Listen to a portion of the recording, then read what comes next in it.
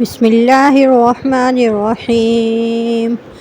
تلك الرسل فضلنا بعضهم على بعض منهم من كلم الله ورفع بعضهم درجات وآتينا عيسى ابن مريم البينات وأيدناه بروح القدس ولو شاء الله ما اقتتل الذين من بعدهم من بعد ما جاءتهم البينات ولكن اختلفوا فمنهم من آمن ومنهم من كفر ولو شاء الله ما اقتتلوا ولكن الله يفعل ما يريد. يا أيها الذين آمنوا أنفقوا مما رزقناكم من قبل أن يأتي يوم لا بيع فيه ولا خلة ولا شفاعة والكافرون هم الظالمون. الله لا إله إلا هو الحي القيوم لا تأخذه سنة ولا نوم له ما في السماوات وما في الأرض من هو الذي يشفع عنده إلا بإذنه يعلم ما بين أيديهم وما خلفهم ولا يحيطون بشيء من علمه إلا بما شاء وسع كرسيه السماوات والأرض ولا يؤوده حفظهما وهو العلي العظيم. لا إكراه في الدين قد تبين الرشد من الغي فمن يكفر بالطاغوت ويؤمن بالله فقد استمسك بالعروة الوثقى لا انفصام لها والله سميع عليم. الله ولي الذين آمنوا يخرجهم من الظلمات إلى النور والذين كفروا أولياءهم الطاغوت يخرجونهم من النور إلى الظلمات أولئك أصحاب النار هم فيها خالدون. ألم تر إلى الذي حاج إبراهيم في ربه أن آتاه الله الملك إذ قال إبراهيم ربي الذي يحيي ويميت قال أنا أحيي وأميت قال إبراهيم فإن الله يأتي بالشمس من المشرق فأت بها من المغرب فبهت الذي كفر والله لا يهدي القوم الظالمين. أو كالذي مر على قرية وهي خافية على عروشها قال أنى يحيي هذه الله بعد موتها فأماته الله 100 عام ثم بعثه قال كم لبثت قال لبثت يوما أو بعد يوم قال بل لبثت 100 عام فانظر إلى طعامك وشرابك لم يتسنه وانظر إلى حمارك ولنجعلك آية للناس وانظر إلى العظام كيف ننشزها ثم نكسوها لحما فلما تبين له قال أعلم أن الله على كل شيء قدير. وإذ قال إبراهيم رب أرني كيف تحيي الموتى قال أولم تؤمن قال بلى ولكن ليطمئن قلبي قال فخذ 4 من الطير فصرهن إليك ثم اجعل على كل جبل منهن جزءا ثم ادعهن يأتينك سعيا واعلم أن الله عزيز حكيم. مثل الذين ينفقون أموالهم في سبيل الله كمثل حبة أنبتت 7 سنابل في كل سنبلة 100 حبة والله يضاعف لمن يشاء والله واسع عليم. الذين ينفقون أموالهم في سبيل الله ثم لا يتبعون ما أنفقوا منا ولا أذى لهم أجرهم عند ربهم ولا خوف عليهم ولا هم يحزنون. قول معروف ومغفرة خير من صدقة يتبعها أذى فالله غني حليم. يا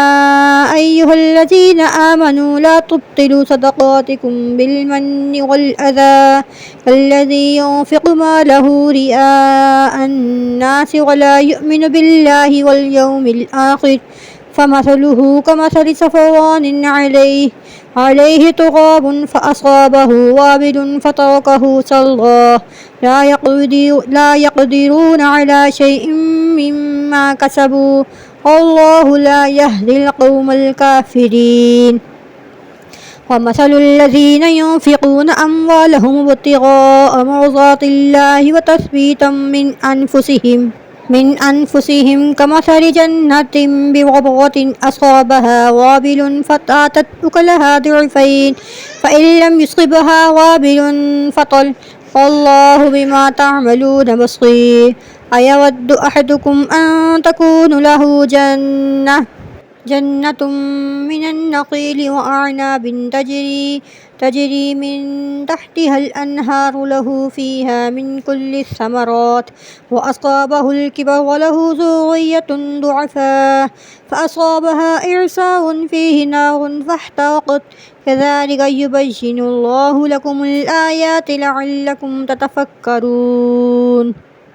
يا أيها الذين آمنوا أنفقوا من طيبات ما كسبتم ومما أخرجنا لكم من الأرض ولا تبينوا الخبيث منه تنفقون ولستم بآخذه إلا أن تغمضوا فيه واعلموا أن الله غني حميد الشيطان يعدكم الفقر ويأمركم بالفحشاء والله يعدكم مغفرة منه وفضلا والله واسع عليم يؤتي الحكمة من يشاء ومن يؤت الحكمة فقد أوتي خيرا كثيرا وما يذكر إلا أولو الألباب وما أنفقتم من نفقة أو نذرتم من نذر فإن الله يعلمه وما للظالمين من أنصار إن تبدوا الصدقات فنعما هي وإن تخفوها وتؤتوها الفقراء فهو خير لكم ويكفر عنكم من سيئاتكم والله بما تعملون خبير ليس عليك هداهم ولكن الله يهدي من يشاء وما تنفقوا من خير فلأنفسكم وما تنفقون إلا ابتغاء وجه الله وما تنفقوا من خير يوفى إليكم وأنتم لا تظلمون للفقراء الذين أحصروا في سبيل الله لا يستطيعون ضربا في الأرض يحسبهم الجاهل أغنياء من التعفف تعرفهم بسيماهم لا يسألون الناس إلحافا وما تنفقوا من خير فإن الله به عليم الذين ينفقون أموالهم بالليل والنهار سرا وعلانية فلهم أجرهم عند ربهم ولا خوف عليهم ولا هم يحزنون الذين يأكلون الربا لا يقومون إلا كما يقوم الذي يتخبطه الشيطان من المس ذلك بأنهم قالوا إنما البيع مثل الربا وأحل الله البيع وحرم الربا فمن جاءه موعظة من ربه فانتهى فله ما سلف وأمره إلى الله ومن عاد فأولئك أصحاب النار هم فيها خالدون يمحق الله الربا ويربي الصدقات والله لا يحب كل كفار أثيم إن الذين آمنوا وعملوا الصالحات وأقاموا الصلاة وآتوا الزكاة لهم أجرهم عند ربهم ولا خوف عليهم ولا هم يحزنون يا أيها الذين آمنوا اتقوا الله وذروا ما بقي من الربا إن كنتم مؤمنين فإن لم تفعلوا فأذنوا بحرب من الله ورسوله وإن تبتم فلكم رؤوس أموالكم لا تظلمون ولا تظلمون وإن كان ذو عسرة فنظرة إلى ميسرة وأن تصدقوا خير لكم إن كنتم تعلمون واتقوا يوما ترجعون فيه إلى الله ثم توفى كل نفس ما كسبت وهم لا يظلمون يا أيها الذين آمنوا إذا تداينتم بدين إلى أجل مسمى إلى أجل مسمى فاكتبوه وليكتب بينكم كاتب بالعدل ولا يأب كاتب أن يكتب كما علمه الله فليكتب وليملل الذي عليه الحق وليتق الله ربه ولا يبخس منه شيئا فإن كان الذي عليه الحق سفيها أو ضعيفا أو لا يستطيع أن يمله فليملل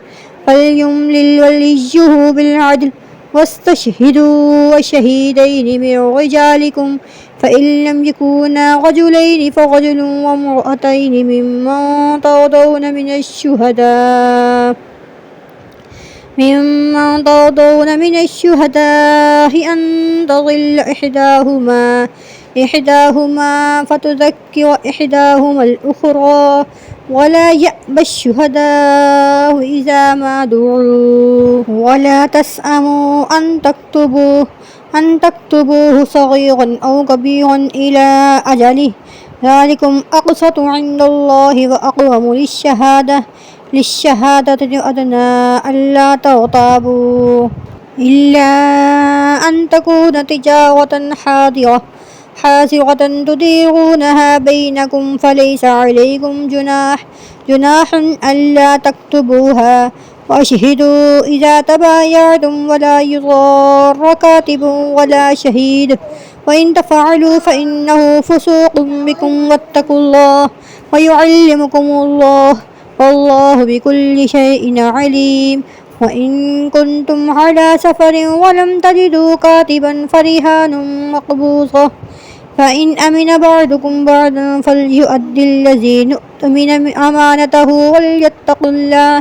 وليتق الله ربه ولا تكتموا الشهادة ومن يكتمها فإنه آثم قلبه والله بما تعملون عليم لله ما في السماوات وما في الأرض وإن تبدوا ما في أنفسكم أو تخفوه يحاسبكم به الله